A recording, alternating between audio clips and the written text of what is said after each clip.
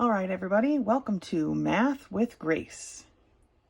So today we're going to be going through Relations and Functions, or Math 12, book 1201. So starting on page 1, you can see we're going to be talking about ordered pairs. This is something we should all be extremely comfortable with. While some of the vocabulary here is going to be a little bit different, we should not sweat the small stuff because we know how to work with ordered pairs, okay? So it just tells us that ordered pair numbers are numbers that go together, right?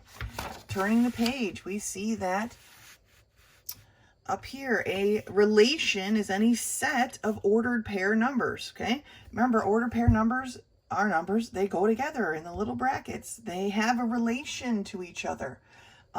That's why it's called a relation, right?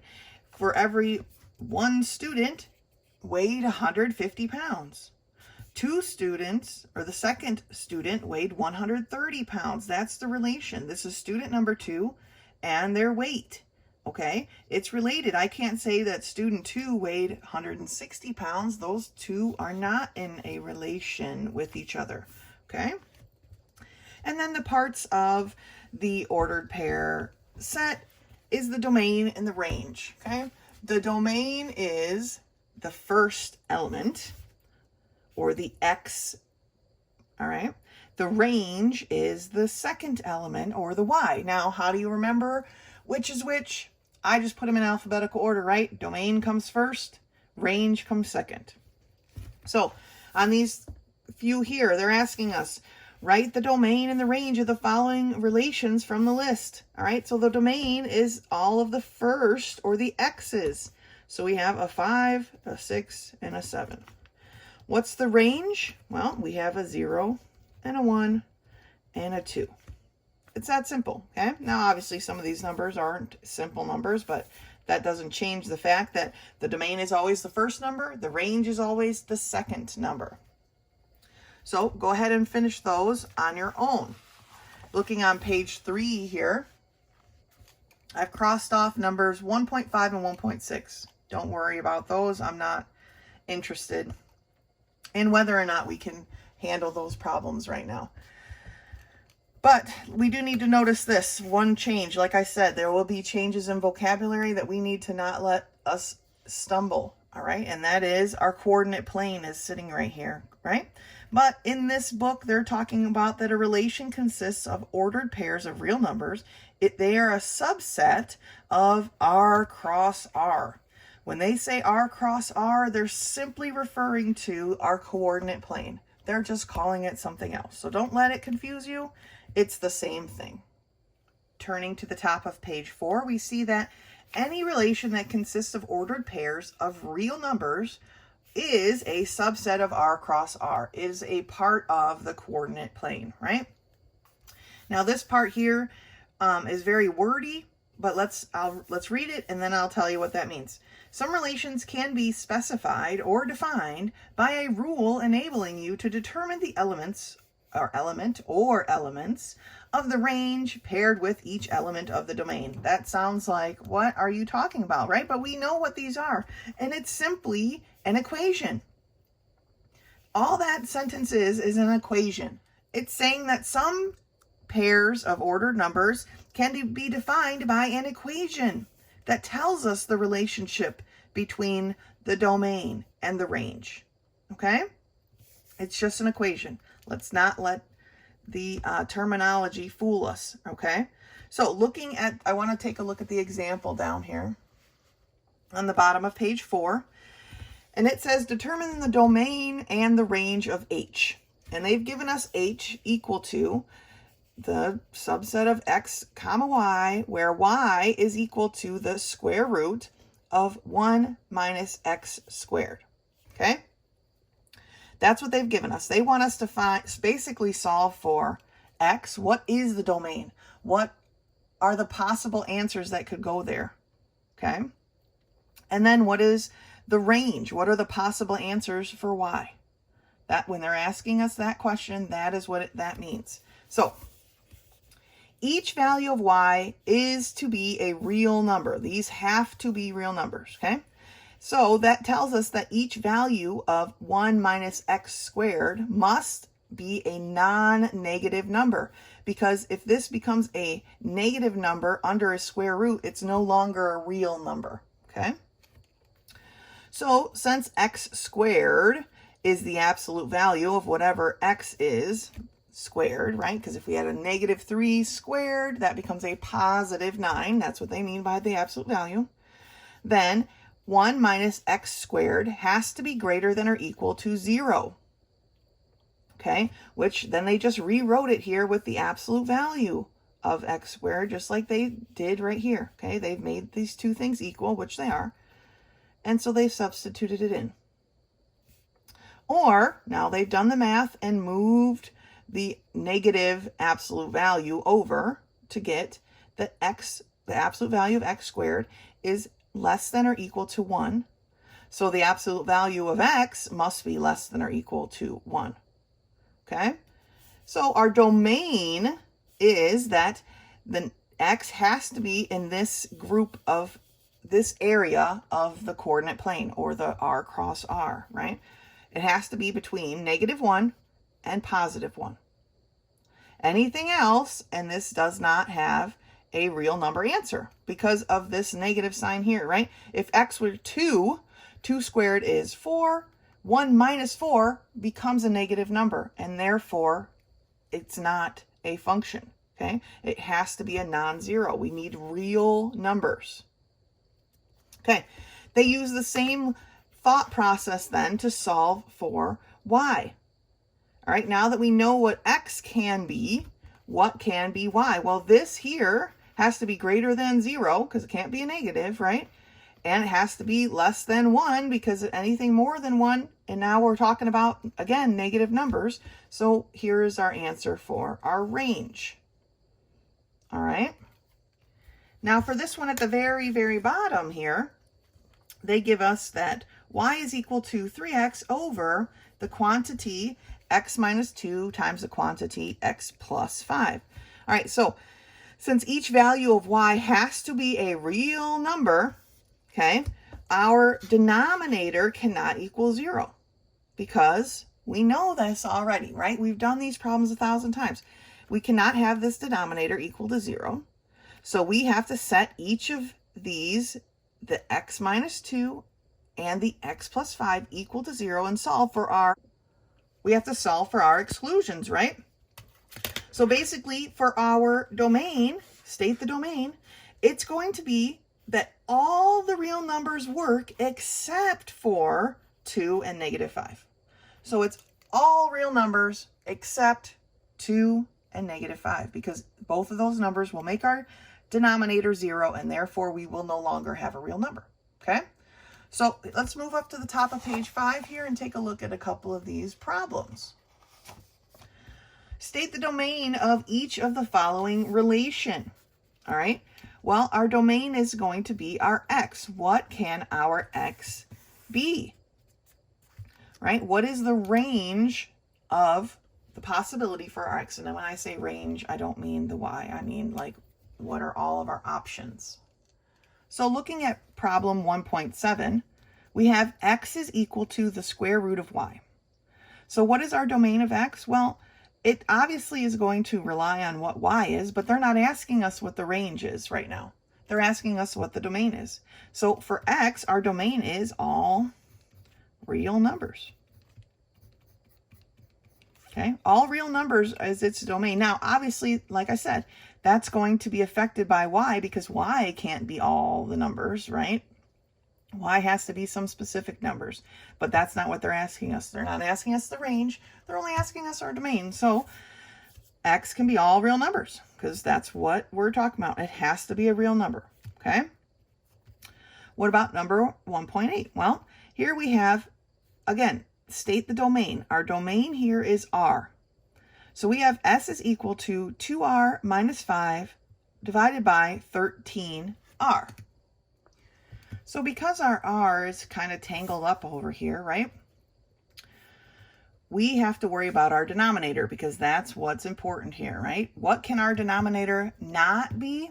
It can't be 0. So first of all, our r cannot equal 0. right? If our r equals 0, it ruins the whole thing. Party over. But what are our other options? Well, our other options are all real numbers, right? There is no other number that will ruin this equation other than 0. Every other number here will have a real number solution, albeit ridiculous, but they will be real numbers, okay? Let's take a look at a couple more. Now for number 10, they want us to state the domain and the range of the following relations. So now we have to look at these a little bit more closely, right? For number 1.10, we have the relation of x to y, where y equals x plus 1. X is some even integer. All right, well, they've already given us an idea of what our domain is. So we know that x is, right, I'm just going to put an equal sign, an even integer. So if x is an even integer, what does that tell us about y? What does that tell us about our range? Well, if x is an even and we're adding a 1 to it, then y must equal an odd integer, right? Because an even plus 1 is an odd. All right? So we're just going to look at these, determine what are the possible options for our domain, what is the possible options for our range, okay? Let's move on to the next topic. At the bottom of page 5, we're going to start talking about functions. And the definition of a function is a relation, which remember is our coordinate, in which two ordered pairs have the same first element. Or sorry, no two ordered pairs. I guess that makes a big difference. In which no two ordered pairs have the same first element. We've talked about this. No two ordered pairs can have the same domain and be a function. To be a function, they all have to have their own individual points. Okay, let's look at this one. Here is our function, all right? And they're asking us, is this a function? We've got the ordered pair 1, 2. We've got 2, 3. We've got 3, 4. We've got 4, 5. None of these domains are the same, therefore it is a function. What about h down here? We've got 1, 6, 2, 7, 1, 8, 3, 9. Here we have two domains that are the same with different ranges. It doesn't really matter what the range is, but the fact that we have two domains, our domain is repeated, right? We've got 2 points that are at a 1, x equals 1. Therefore, it's not a function. It's no longer a function, okay? Because we have two domains that match. No longer a function. All right, this is review. We've done these before. Let's turn the page and you'll recognize it a little bit more easily. So page 6, right? We recognize these, right? Is this a function? Yes, because we don't have any repeating x value. Is this a function? As janky as it is, it is a function, all right? But this is not a function because here we have two x values that are the same. Our domain value repeats itself. And same here, right? It's not as clear, but in each one of these points, our domain repeats itself. There's more than one set of domain that has the same number. So let's look at number 12. They're asking us, is this a function? Well, let's look. We have 6, 3, 5, 4, 4, 5, 3, 6, 2, 7. Now, they threw in a 6, 3 and a 3, 6 to try to confuse you, and a 5, 4 and a 4, 5. But if we just look at the domain, you'll see that we do not have anything repeating. So this is a function, right? Because we have no repeating domains. No repeating domain. It's a function. Let's slide up here to the top of page 7 and see about this one. For G here, we have 1, 1, 1, 2, 1, 3, and 1, 4. Is this a function? Absolutely not. Because our domain here is the same for every single set of ordered pairs. Or we have a repeating domain. Okay, not a function. Let's take a look at the bottom of page 7.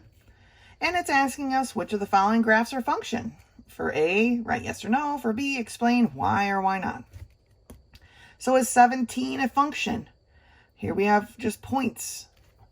But none of these points are repeating x values. So yes, this is a function because we have no repeating domains. My mind slipped there for a second.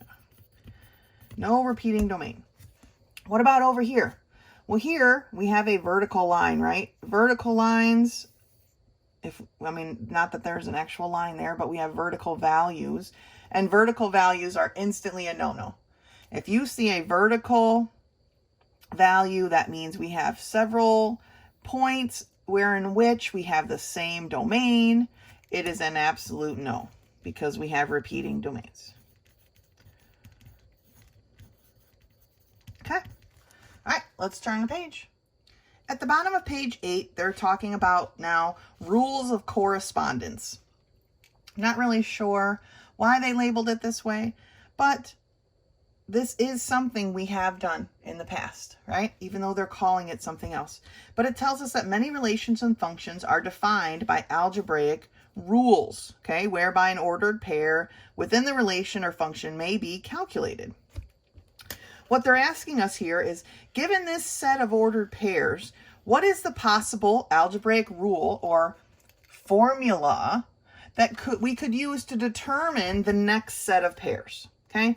Remember, these are kind of complicated, so I'm not super, it's not going to end us to not do well in this section if we can't figure out the pattern, basically, is what we're doing. So if you need help with these, let me know.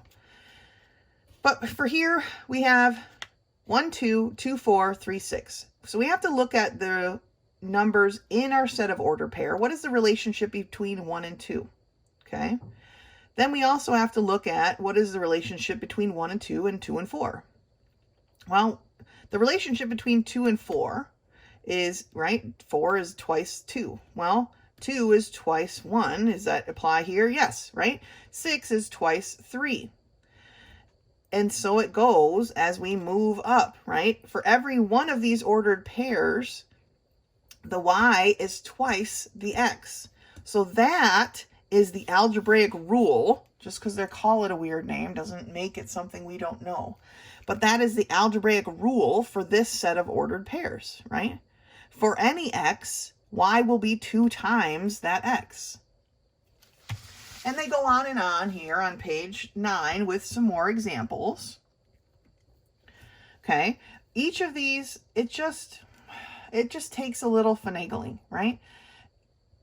You kind of got to just plug and play a little bit until you figure out the right formula. They're calling it an algebraic rule.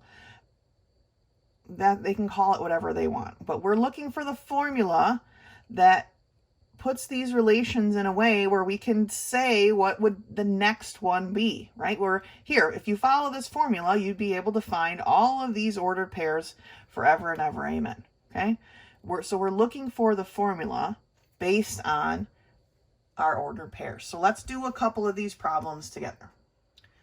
So taking a look at number 22, they give us where we've got our ordered pairs of 1, 2, 2, 5, and 3, 8. Now, if we just went by the first set of ordered pairs, we would say that we have, every time x is a number, we have 2 times that gives us our y, right? But is that really what's happening here? Let's continue on, because is 2 times 2 5? No, here we have 2 times 2, but plus 1. Okay, what about here? Is 2 times 3 8? No, right? This is, if we multiplied 3 times 2 and added 1, that would still only give us 7. So our 2 times x plus 1, that didn't pan out. See what I'm saying? These are you kind of have to play around with it. So how would we get from 3 to 8? By multiplying something times the x, which was our 3, and then, I don't know, adding or subtracting, right? That's what we're at. So if 2 times our x, if 2x plus 1 didn't work, right? It would work here. 2 times x, would it? I guess it wouldn't, right? Because 2 times 1 is 2 plus 1 is 3. It only worked for this one. 2 times 2 is 4 plus 1 is 5. It worked for this one, but none of the others. So let's try to figure out how we got here. Well, if 2 times 3 plus 1 didn't give us 8, what about 3 times 3? Well, if we do 3 times our x, which would be 3 times 3, that would give us 9, but we need an 8, so we would have to subtract 1, right? So now we know that one didn't work. 3 times 3 is 9, minus 1 is 8. Okay, so it works for this set of ordered pairs. Let's take a look at here. 3 times 2 is 6, minus 1 is 5. All right, so we're on a good roll here. It works for this one. What about over here? 3 times 1 is 3, minus 1 is 2. So it works for this one as well. So our A is going to be equal to 3x, or our A, I guess it wouldn't be written like that. Our A, it would be A is equal to the bracket of x comma y is equal to 3x minus 1. You can just write 3x minus 1, okay? The notation is not super important to me. So 3x minus 1 is what worked for each of these. So if we were to put a 4 here, we would know that 3 times 4 is 12. So we have a 4. 3 times 4 is 12, minus 1 is 11. That would be our next set, right? We could figure out the next one after that, and the one after that, and the one after that. The rule of correspondence is just the equation. What equation are we looking for that makes these work, all right? For this one, it's 3x minus 1 equals our y, or our a of x, okay? We're talking about functions. Let's take a look at number 23. All right, for 23, we have b is equal to our function of ordered pairs, our relation of x to y, where we have 2, 3, 4, 4, 6, 5. All right, we got to find a relationship here. Our relationship between 2 and 3 is basically like an x plus 1, right? 2 being our x, 2 plus 1 is 3. All right, that's pretty clear, but let's look here. That definitely wouldn't work here because we have the same thing here, right? We have a 4 and a 4. So here we have an x equals y, technically, right?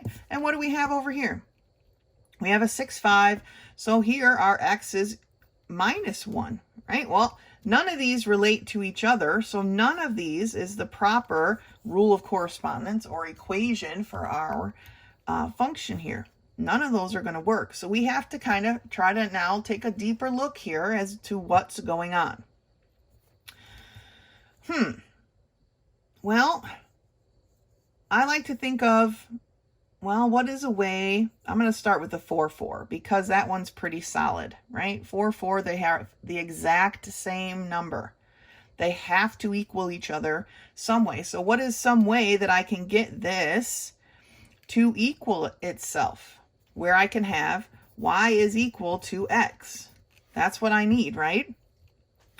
Well, for this one, right? We wrote it there. What's what we need for this one? Let's try and figure out how we can get this to happen. This is obviously not the equation that works for all of these, but how can we make this true for these numbers?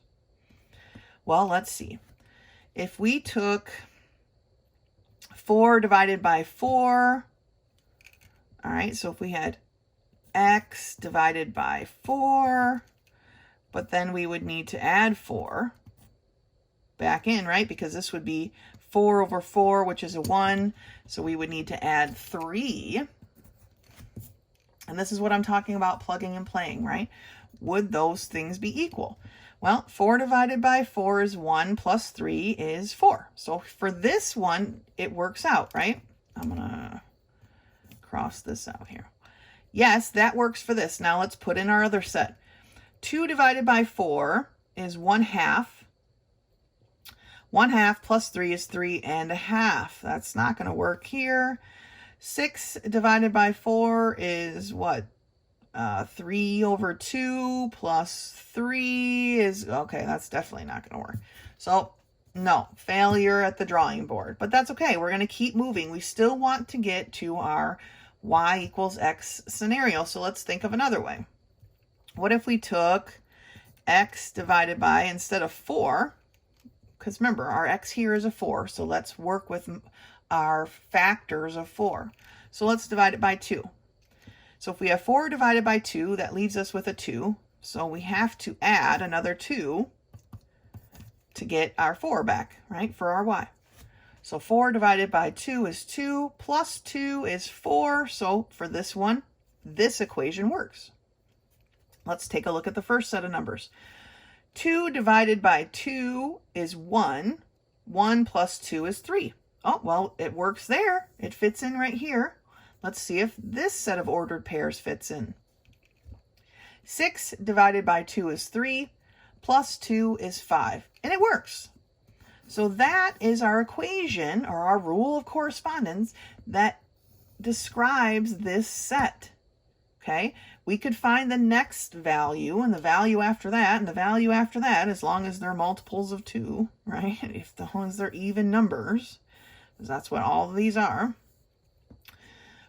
That's our, remember when they're asking us to tell us what the domain is? Our domain is even numbers. So for any even number, this equation is going to work to find the next one. So 8 would be the next one, right? 8 divided by 2 is 4, plus 2 is 6. So our next set of ordered pairs would be 8, 6. So that's what they're looking for here. So work through these.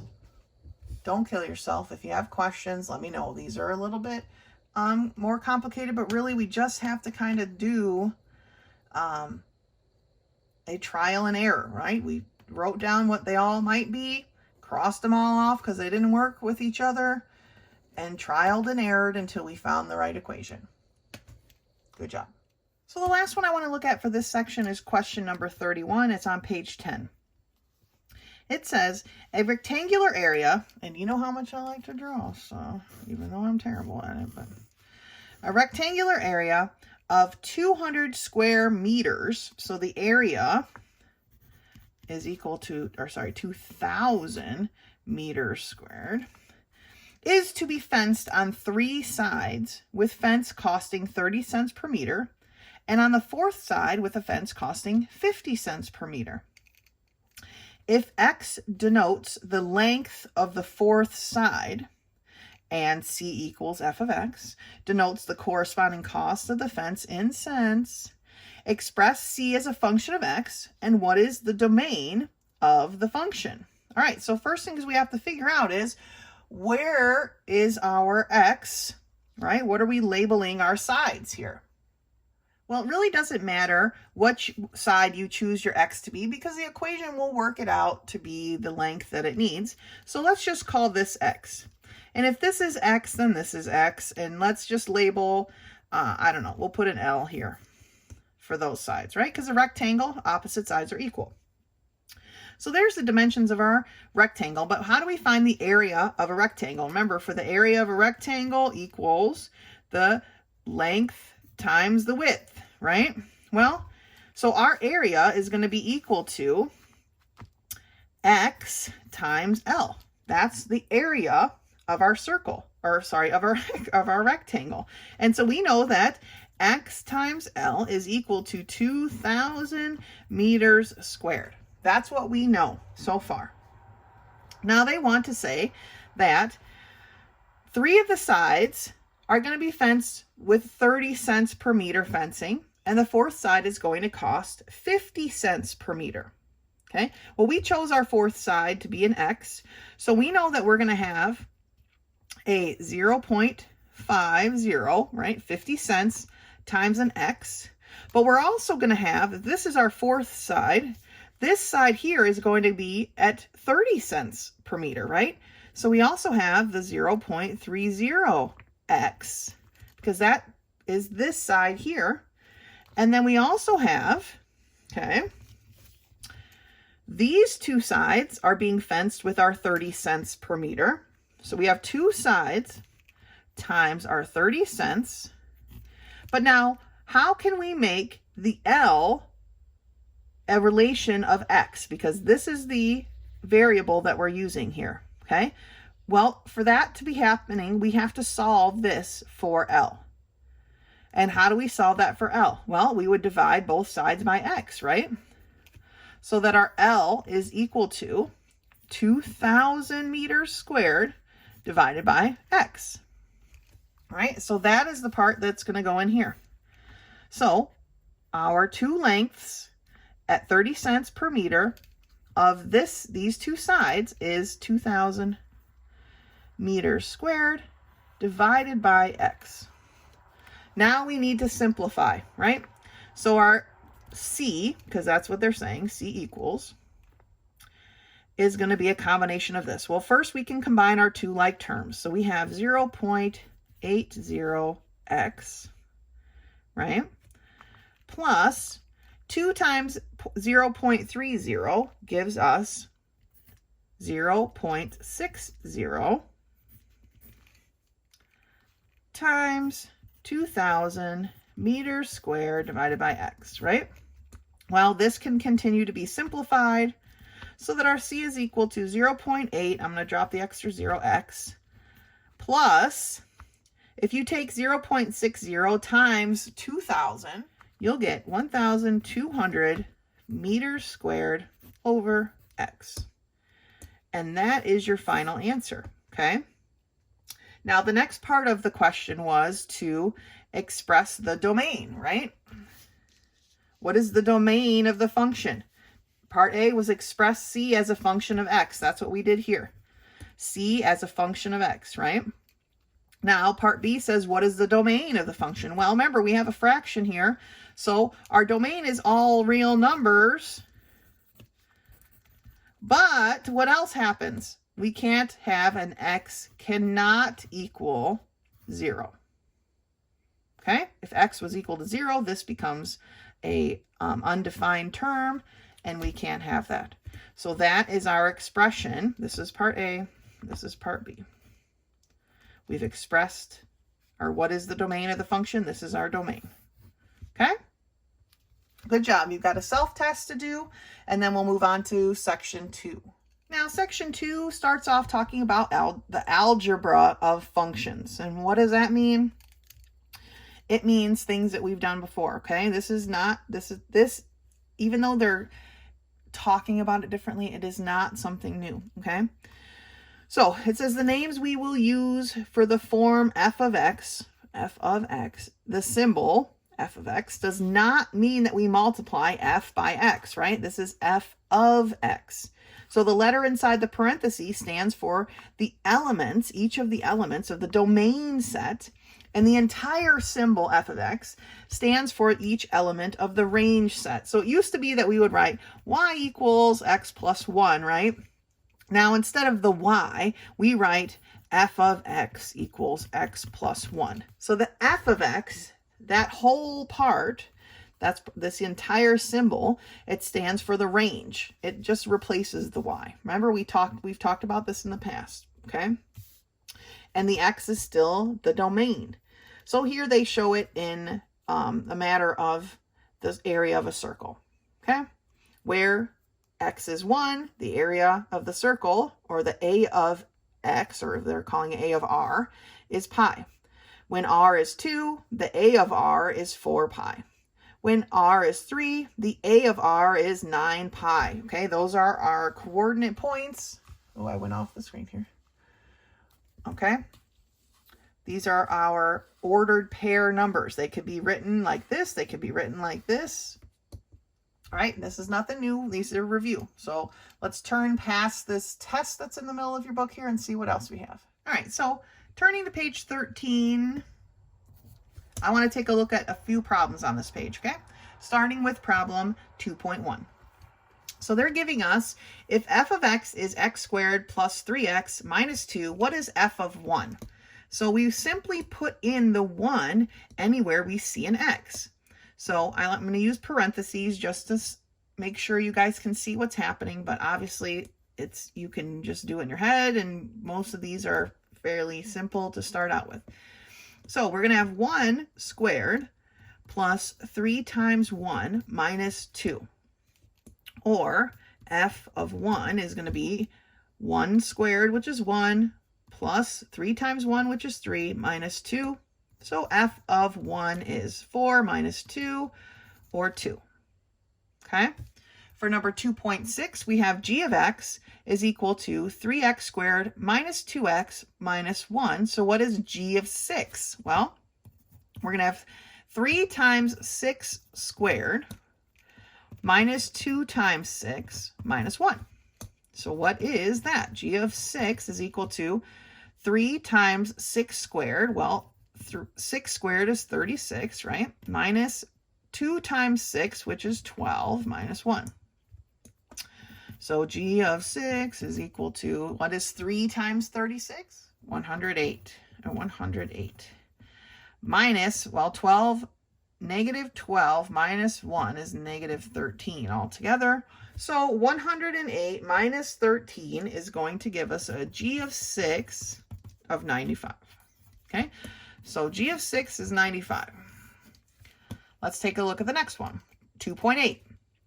F of x is equal to x squared plus 2. So what is f of x plus h? Do not let these variables confuse you. You're simply placing what's in here for x. So we have x plus h, and I keep writing it like a b, squared plus 2. So what is x plus h squared? So we've got f of x plus h is equal to, well, when we square something, right, this is the same as x plus h times x plus h. So we have x times x is x squared. X times h is xh. And then we have h times x, which is xh. So plus 2xh. And then we have h times h, so plus h squared plus 2. So that is our f of x plus h. Okay, don't get confused. Just like we put the 6 in for x, we're going to put whatever is in here for x. Okay, and that's how we work through those problems. Let's turn the page. So now on page 14, we're talking about functions with arithmetic. Functions may be added, subtracted, multiplied, divided. Now, we've done this before with our f ofs and our g ofs and whatever, right? But a new thing, this is something that's a little bit new, is actually doing it with ordered pairs, okay? How this works is, here we have our f is equal to, and it's got its list of ordered pairs, right? 2, 3, 3, 4, 4, 5. G is 3, 4, 4, 5, 2, 3. Now, why they couldn't write them in order so they actually matched, who knows? But if we wanted to add these, okay, which is physically possible, then how that works is, here, they're showing it here written in two different ways. F plus g of x, or f of x plus g of x. Now, how it works is, the domain does not change. So each function has a domain of 2, has one part that has a domain of 2, right? So that 2 is going to stay the same. Are these the same ones? No, okay. So the 2 is not going to change. But what we do is we add the ranges. So 3 plus 3 is 6. So the new ordered pair is going to be 2, 6. All right. Then let's look at the 3. They both have a 3. So that stays the same. The domain doesn't change. But we add the ranges, and they're both 4. So 4 plus 4 is 8.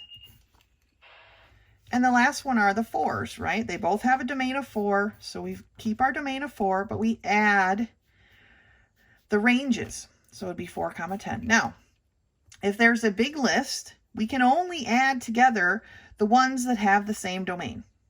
If there was also in this pile a 6, 8, or 7, 6, 7, okay?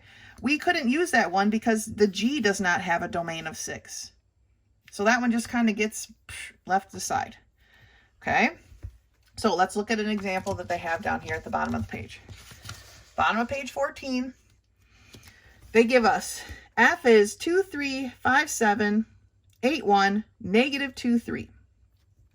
G is 2, 5, 6, 7, 9, 3, 8, 6, and negative 2, 3. So the domain set, or the domains that they have in common, are 2, 8, and negative 2. Those are the only ones that we're going to be able to work with, okay? So our 2 stays the same, but we have to add the 2 ranges, and 3 plus 5 is 8. Our domain of 8 stays the same, but we're adding the 2 ranges. 1 plus 6 is 7. Our negative 2 that they have in common stays the same, but we add the ranges, so 3 plus 3 is 6. Okay? So, and it says then the sums of the function value are the 8, 7, 6. Those are the ranges become the sums of the function value. All right? It's about the only thing new in this whole section so far. On page 15, now they're talking about something we're a little bit more familiar with, right? If f of x is x plus 2 and g of x is 5x minus 6, then what is f of x plus g of x, or f plus g of x? Okay, well, we simply add the 2 together and then simplify.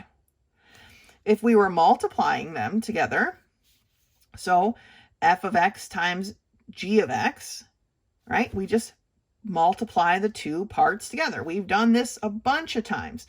Now, here they mention division, but division would be the same thing. If it's f of x divided by g of x, we simply set it up as x plus 2 divided by 5x minus 6. Okay, and then we solve, we simplify, and that completes that problem. So let's take a look at some of these together. So right here on page 15, they've given us an f and they've given us a g. And they want us to tell them what are the common domains of f and g. Remember, those are the only ones we can work with when we're given ordered pairs like this. So what are the common domains? Well, we have 0, 1, 2, 4, 4, 6, 6, 8. And we have 2, 5, so we have the 2's.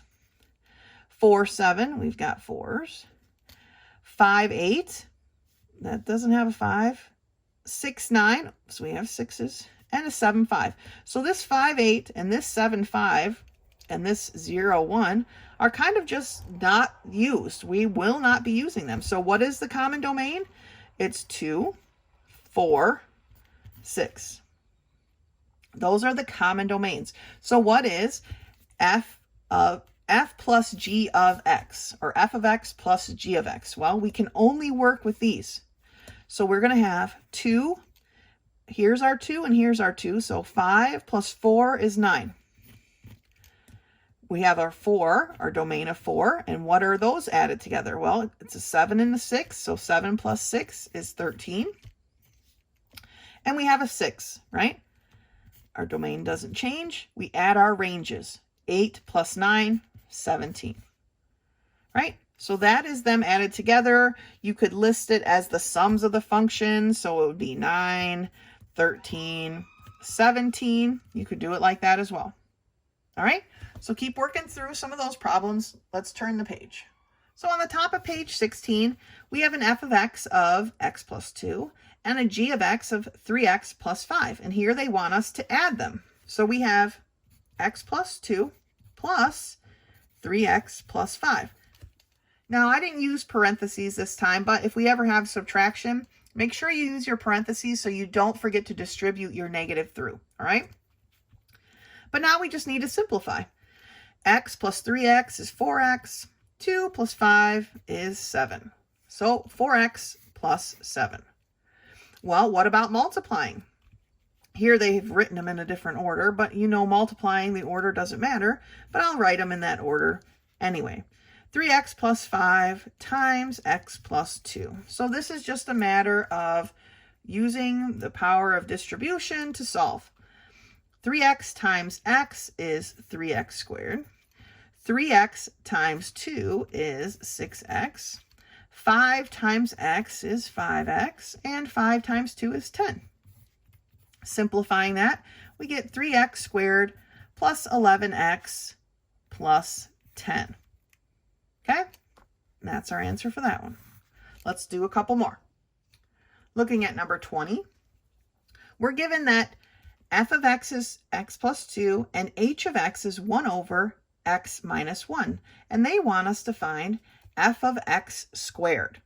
So our f of x is x plus 2, so it's basically x plus 2, the quantity squared, right? So what is that? That is the same as x plus 2 times x plus 2, or x squared plus 4x plus 4. Okay, so x squared plus 4x plus 4. Right? Let's look at number 21. For 21, we have 2f of x minus h of x. Okay, so we just set this up. 2 times what? F of x, or x plus 2. This is for number 21. Minus our h of x. So minus 1 over x minus 1. Right?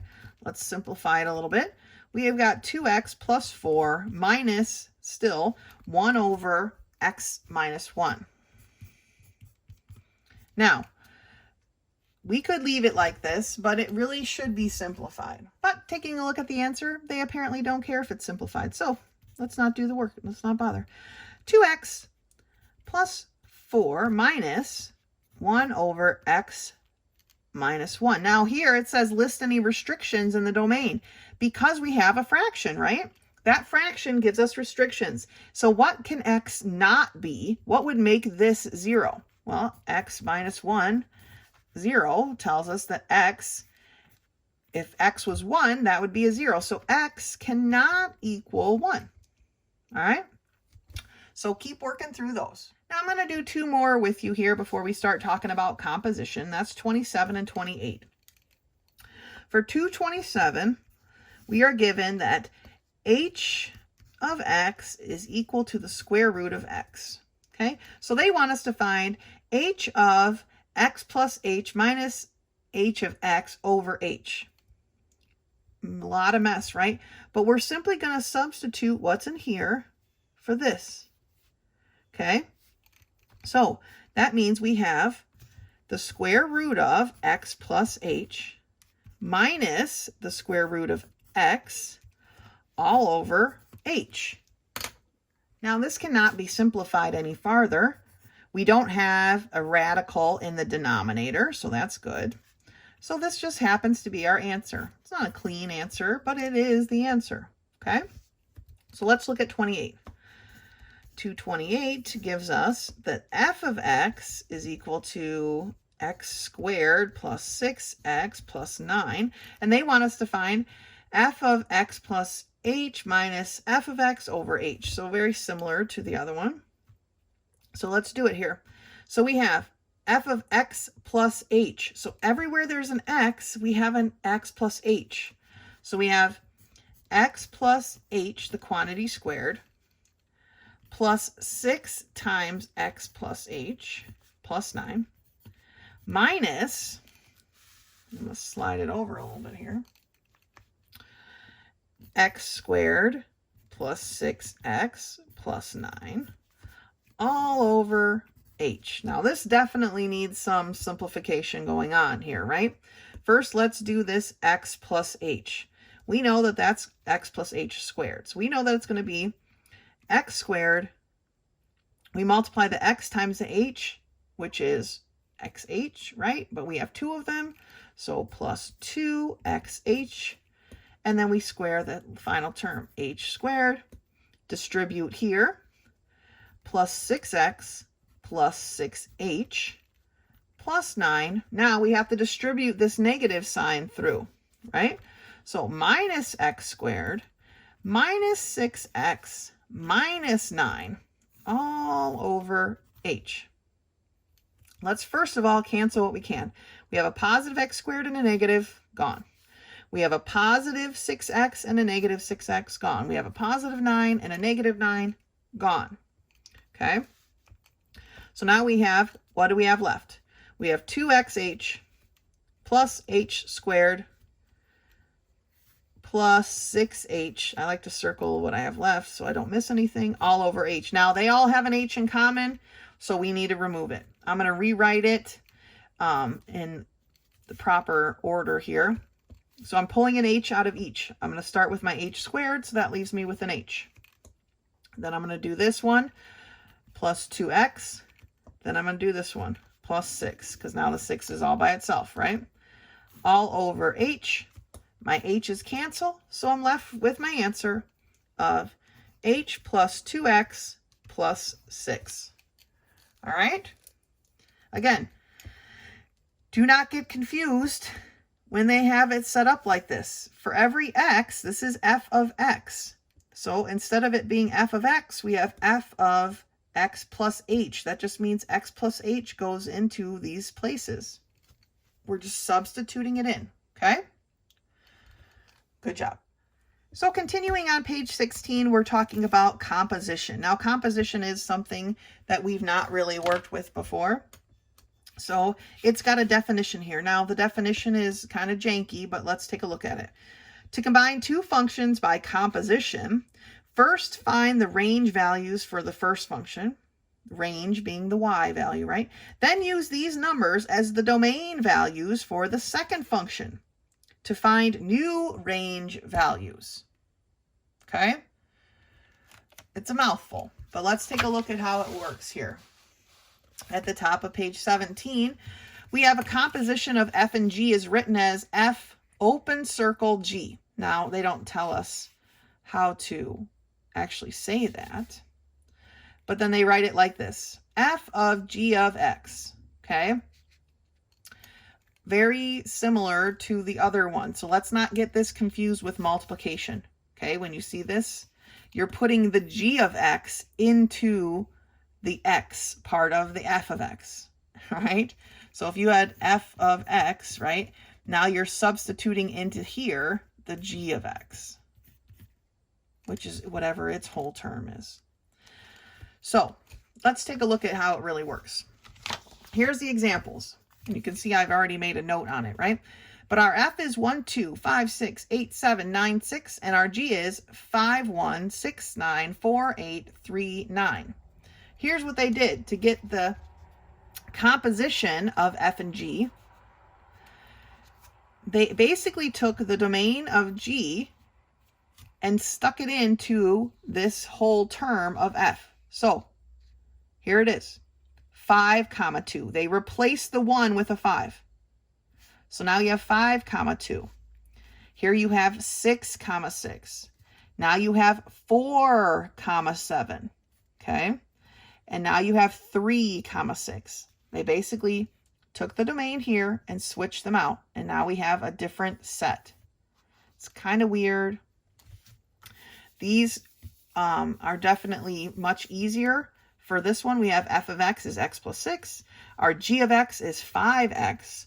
So finding the composition of f and g, okay, you're basically putting, see they have this f of g of x, right? They put the 5x into the f one.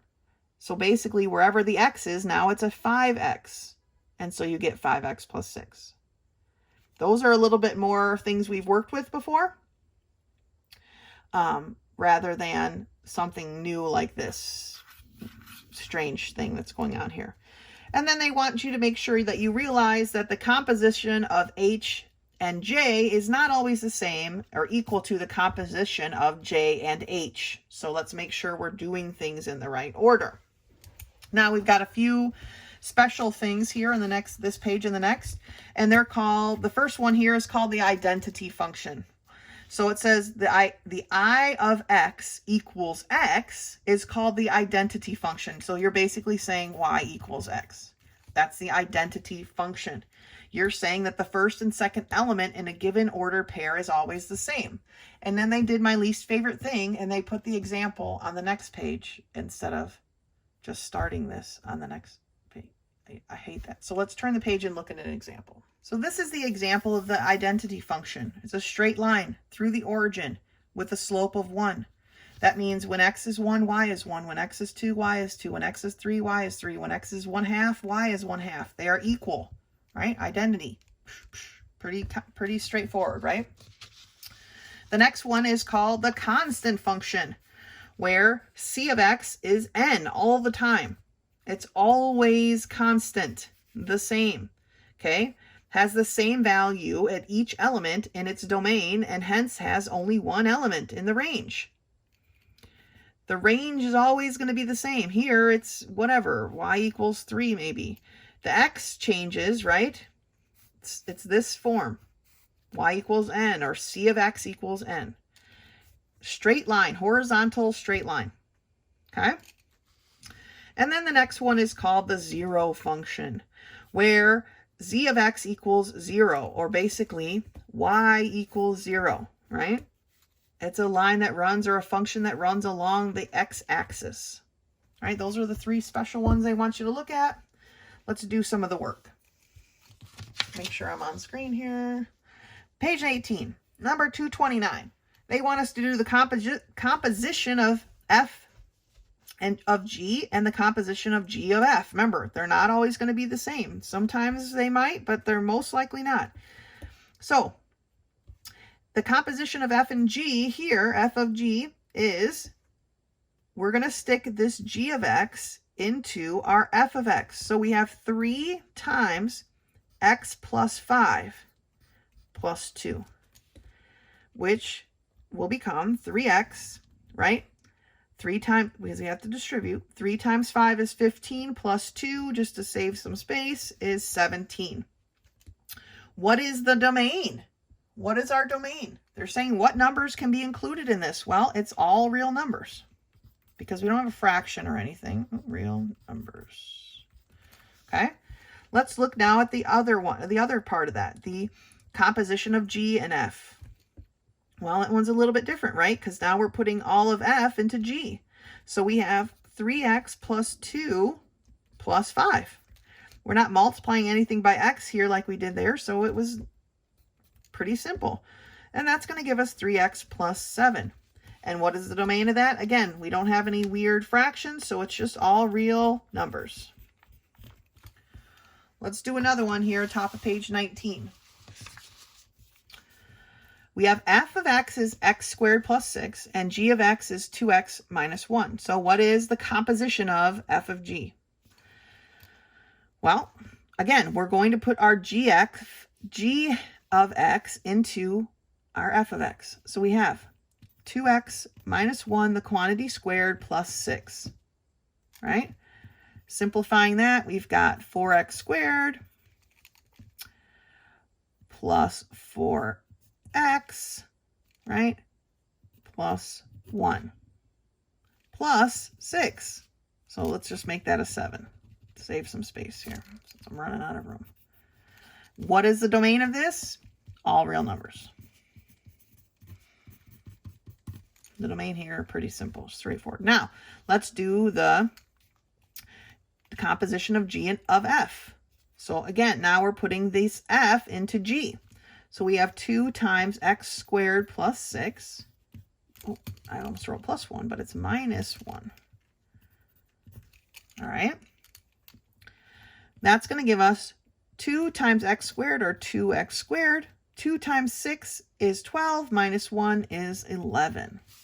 And again, we have all real numbers. Good job.